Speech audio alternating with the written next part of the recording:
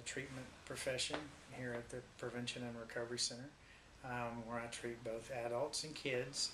My main focus is our adolescent program. I'm the medical director of that. In addition, I'm a family practitioner, and I see patients in an urgent care setting in the community, and I also do some work in emergency rooms. So I see a lot of kids coming through there too with problems.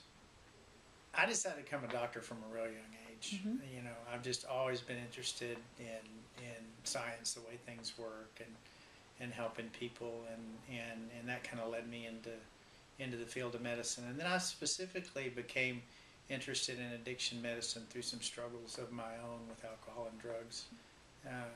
Gained a real appreciation for what addiction is and what recovery is, and that kind of guided me in my efforts to be available in that regard. It's a big problem. Being a family practitioner, I mean, family practice is a place, if you have a doctor, if your child has a doctor, that's usually a really good place to start. Especially pediatricians and adolescent care type docs generally are really good resources, and their office staff are really good resources. They're usually really good at picking up on your concern, especially if they know the kid, and making a general assessment.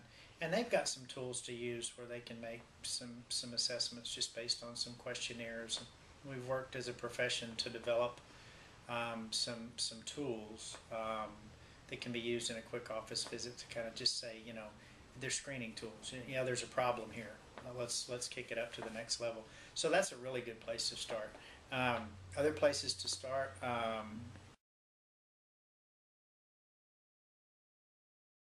Is get some education. Be aware. Be active in your child's life.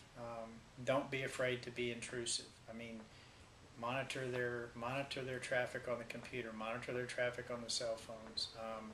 Meet their kids. Watch for changes in behavior, changes in school and their moods, in the company they keep, and just keep your eyes and ears open. You know, go to some meetings, even if your kid doesn't have a problem at the high school or whatever, if they're offered about drug use and abuse, because it's a huge problem. I mean, I think some of the government studies that have come out recently show that, I mean, a large percent of kids, even starting in the 8th grade, 7th grade, are experimenting with drugs, and it's not the old drugs. There's all kind of new synthetic stuff out there that's easily obtainable that alters the way they feel, and you know, they're attention seekers, and they're experimenters, and they're young, and they're bulletproof, and they're influenced a lot by their peers. So yeah, be aware and have a plan.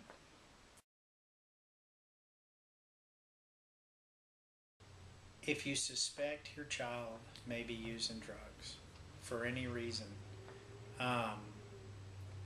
assume that they probably are, and no matter what walk of life you come from, and get help.